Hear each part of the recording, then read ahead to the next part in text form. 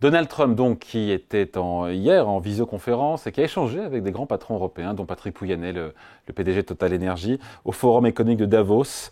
Bonjour John. Bonjour David. John Plassard en duplex avec nous depuis Genève pour la Banque Mirabeau. Bon, il n'y a pas eu de scoop non plus, voilà, il n'y a pas eu de nouvelle annonce à Davos. Déjà, il n'a pas été vindicatif, il n'a pas été spécialement agressif. Non, je ne sais pas ce que vous en avez pensé. Il a fait du Donald Trump de A à Z. Il a soufflé le chaud et le froid, menace, pas menace. Ça a été quand même assez impressionnant. Il faut rappeler qu'en 2020, il avait fait un discours à Davos où il avait aussi menacé tarifs douaniers, représailles, etc., etc. Donc, je pense qu'en lisant entre les lignes, on a quand même une bonne vision de ce qui va se passer sur ces 4 prochaines années. À savoir, d'ailleurs, tiens, ouais. Bah, écoutez, d'abord, je pense, moi j'ai retenu 4 points essentiels hier. D'abord, c'est les taxes sur l'Union européenne. Vous avez raison, Euh, juste sur l'Europe, vous avez raison, parce que moi j'ai trouvé il était assez, pas ambigu, mais il a vraiment soufflé, vous avez raison, le chaud et l'eau froid. Il a dit qu'il adorait l'Europe, qu'il adorait les Européens, et en même temps, les Européens traitent mal les Américains. Il est ambigu volontairement sur l'Europe.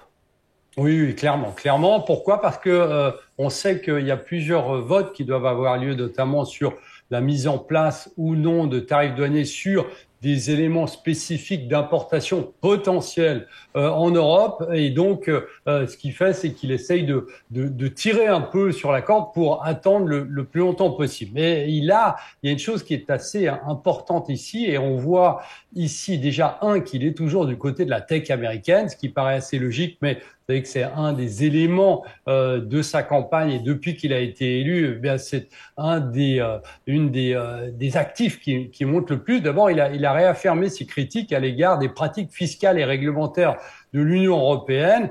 Il a accusé l'Union européenne de cibler injustement les entreprises américaines. Hein. Je vous rappelle quand même qu'il y a des mesures très fortes qui ont été prises face à Apple, Google et Meta, qui se sont vus imposer des milliards de dollars de pénalités. On se souvient notamment de Apple, qui était 15 milliards de dollars. Et évidemment, il a dit que face à ça, des prélèvements sur l'Union européenne restaient envisageables. C'est pour ça que là, c'est le flou. Hein. Envisageable, c'est un terme assez vague, je dirais. Mais ce qu'il veut, et il a répété, il veut absolument protéger les entreprises américaines et réduire le déséquilibre commercial, qu'il considère, lui, comme un déséquilibre commercial. Ouais. Il a réaffirmé, il a dit clairement aux patrons européens, venez produire en Amérique, ou alors vous payerez des droits de douane. Là encore une fois, on le prend au sérieux. Ces menaces, elles sont à prendre au sérieux ou pas? Oui, je pense clairement. Alors, vous savez que il y a une chose, c'est que lui dit au patron, notamment, venez chez nous pour produire, pour pas qu'il y ait des mesures de rétorsion, mais aussi venez chez nous parce que on va baisser les impôts. Je vais baisser les impôts, selon lui, de 21% à 15%, sous réserve que les entreprises, donc américaines ou étrangères, eh bien, fabriquent leurs biens aux États-Unis. Alors, juste si on met une parenthèse là-dessus, et on en avait discuté ensemble déjà, David, c'est que pour pouvoir baisser les impôts sur les entreprises américaines, il faut avoir l'accord du Congrès. Alors vous allez me dire, le Congrès est majoritairement républicain, mais il faut savoir qu'il y a plusieurs républicains qui ne veulent pas qu'on baisse les impôts. Pourquoi? Parce qu'ils estiment que dans un premier temps, eh bien, ça va, évidemment, il va y avoir moins de revenus. Donc, on est dans une situation où, effectivement, Donald Trump, déjà, dit aux entreprises étrangères de venir aux États-Unis pour produire, mais on n'a pas encore clarifié, eh bien, la politique des impôts aux États-Unis. Et c'est assez intéressant de noter que, vous savez qu'il y a des impôts qu'il avait déjà mis en place, la baisse d'impôts qu'il avait déjà mis en place, eh bien, il va falloir renouveler les réductions d'impôts parce que ça dure il y a une certaine durée aux réductions d'impôts, c'est pas ad vitam aeternam, et évidemment, il veut que les entreprises américaines qui sont aux États-Unis, mais surtout celles qui sont à l'extérieur, eh bien, viennent produire aux États-Unis. On se souvient qu'il avait dit notamment à Apple lorsqu'il était lors de son premier mandat de faire revenir une bonne partie de la production d'Apple qui était notamment en Chine. Il a exigé plusieurs baisses, Donald Trump. Il faut qu'on revienne là-dessus, John. D'abord, il a exigé quasiment, je ne sais plus quelle est la formule, il a dit je vais demander, je veux des baisses de taux d'intérêt de la part de la Fed qui se réunit la semaine prochaine. C'est pas innocent. Non, c'est pas innocent. On sait que les relations entre Donald Trump et Jérôme Powell sont tendues. Alors, pas tendues depuis le début. Il faut rappeler encore une fois que c'est lui qui l'avait mis en place. Mais elles sont tendues lorsque Joe Biden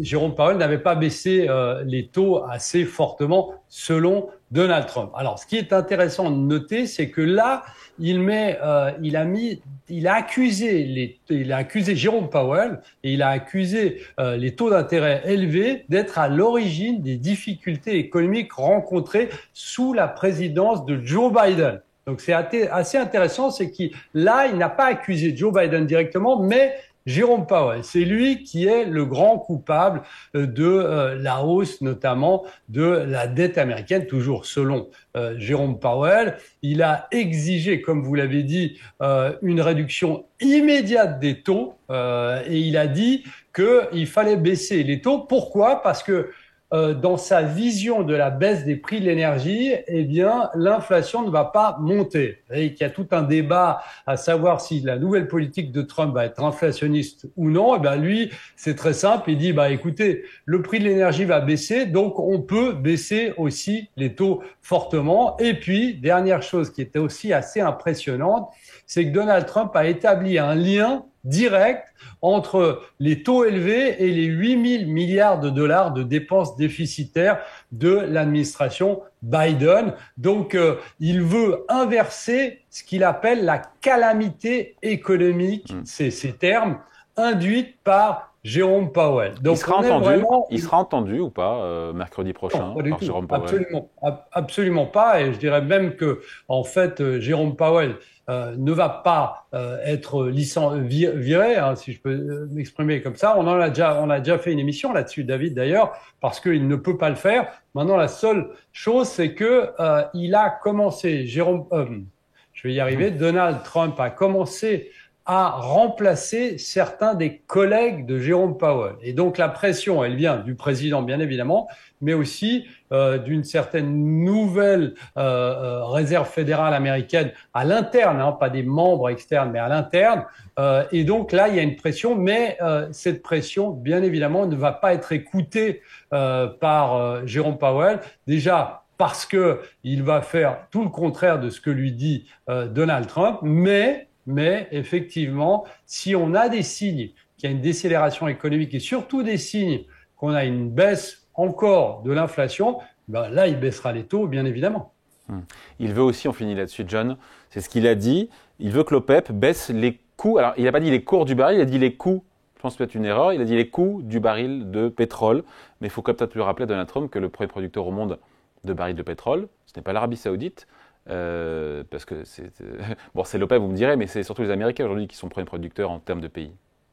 Oui, tout à fait. Alors, les coûts, alors peut-être qu'il entend les taxes par les coûts. On sait qu'il y a des taxes qui sont extrêmement élevées après. Mais ici, évidemment, l'idée, elle est simple. Déjà, c'est de forer pour faire baisser le prix du baril, c'est-à-dire d'avoir une offre supplémentaire. Je pense que lorsqu'il parle de l'OPEP, il demande aussi à l'OPEP de produire plus pour que les prix baissent. Mais c'est évidemment pas dans l'intérêt de l'OPEP.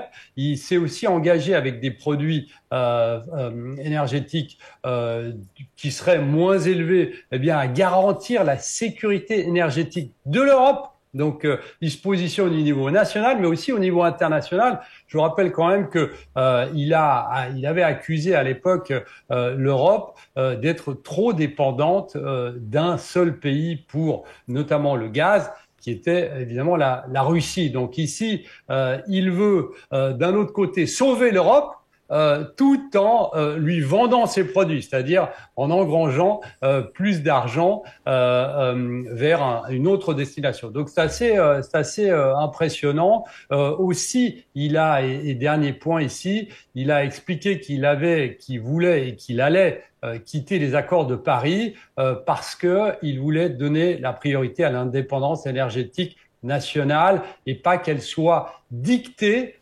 par des accords qui sont faits par d'autres personnes que les États-Unis. Allez, merci beaucoup. Explication, décryptage signé John Plassard pour la Banque Mirabeau en duplex avec nous depuis Genève. Merci John, salut, bonne journée. Bonne journée.